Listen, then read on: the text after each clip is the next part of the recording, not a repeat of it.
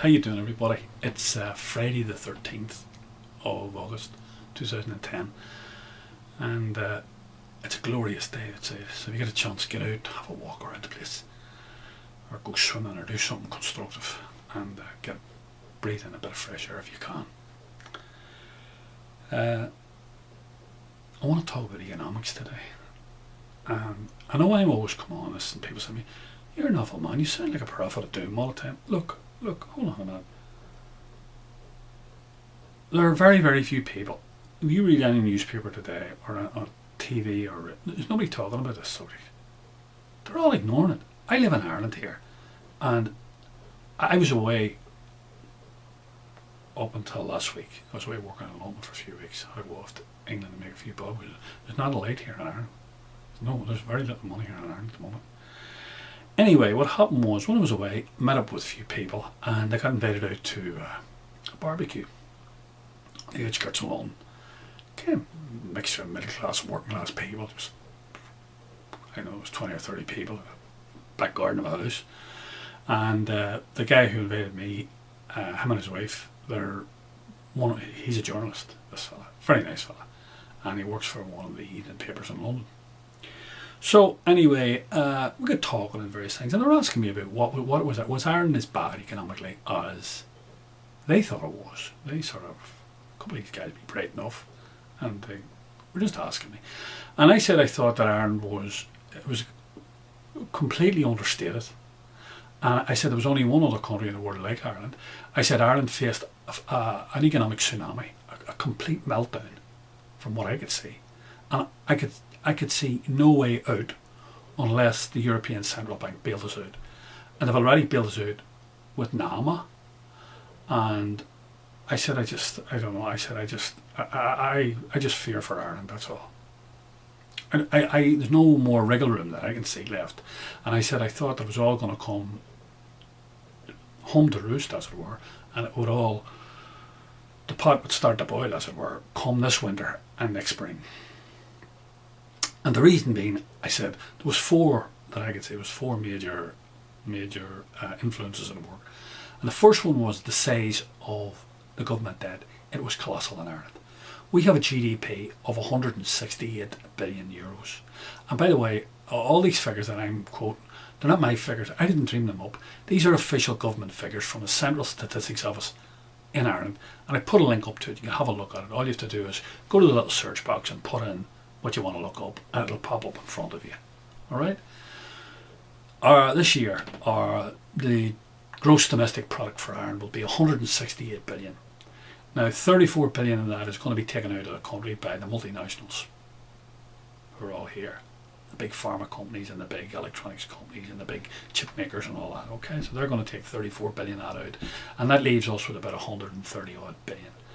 And our debt this year, our basic debt, is just less than 100 billion, and if you add in the NAMA money, it's around about 140 billion. Okay, now we haven't got all the NAMA money yet, so say it's 120 billion. Okay, so that'll tell you where we're coming from on that. So the level of state debt that we have in this country, and don't forget that every year we have to borrow approximately 20 billion euros. 20 billion euros.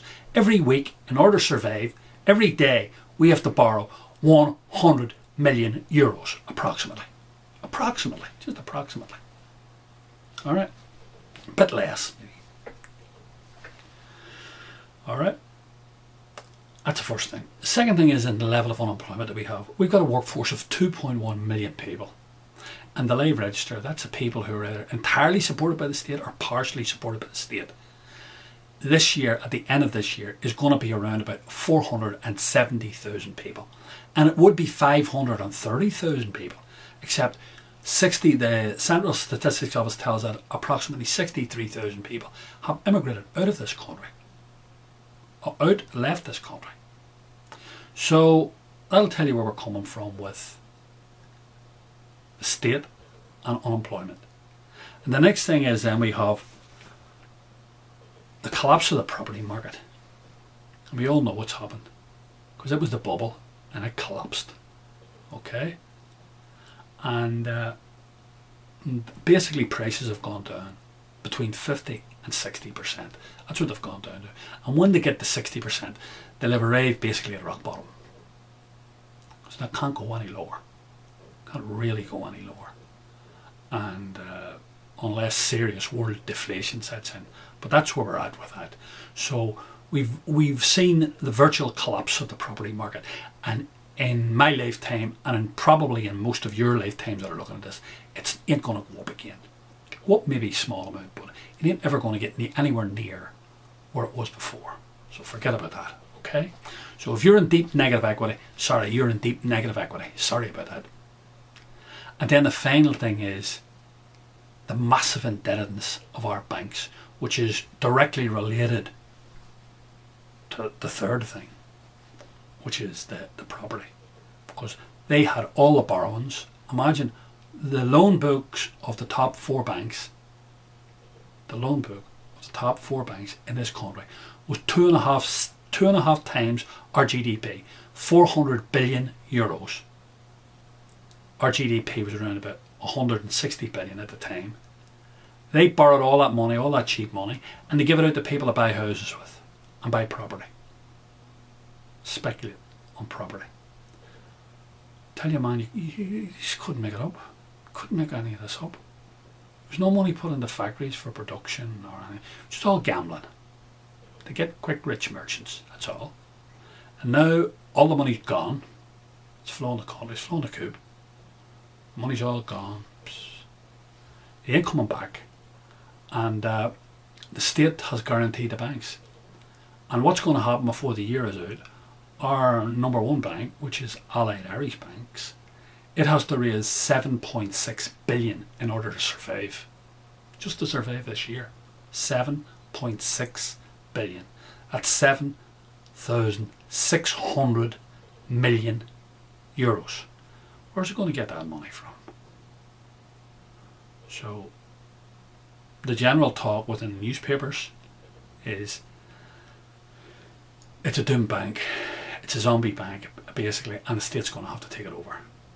And a lot of people are going to lose their jobs, and there's going to be a huge hue and cry. But at the end of the day, the Irish people are going to pick up the bill.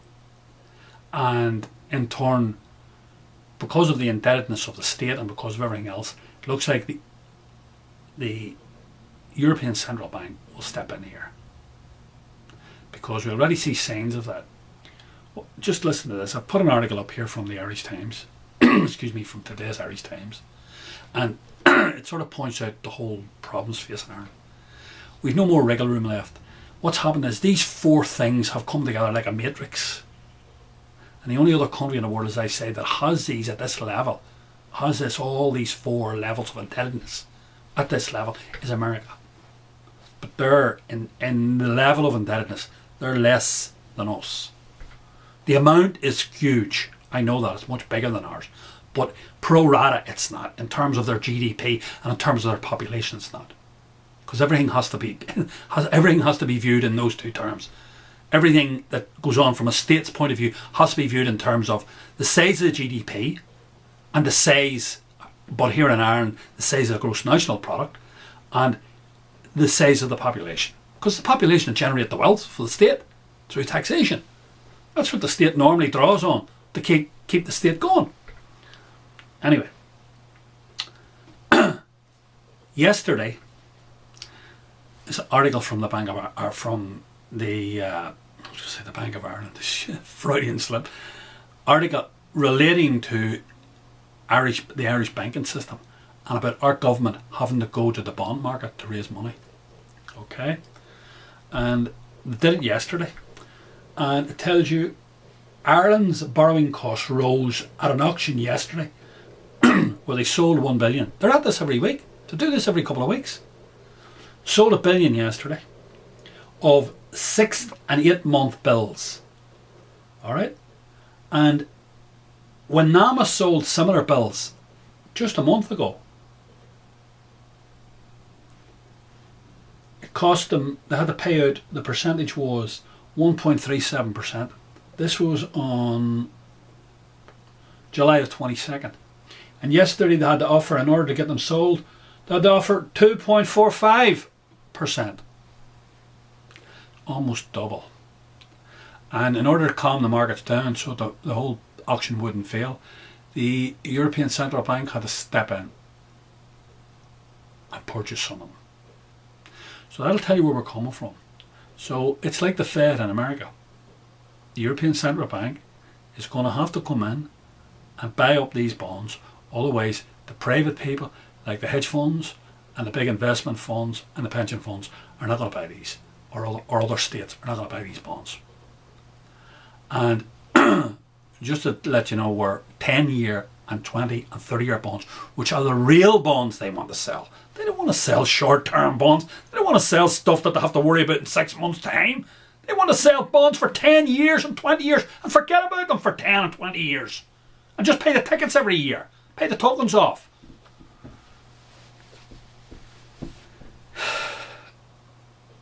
For 10 and 20 years, you're looking at 6%. That's what you're looking at. For 10-year bonds, we're going to be looking at close enough to 5.75%.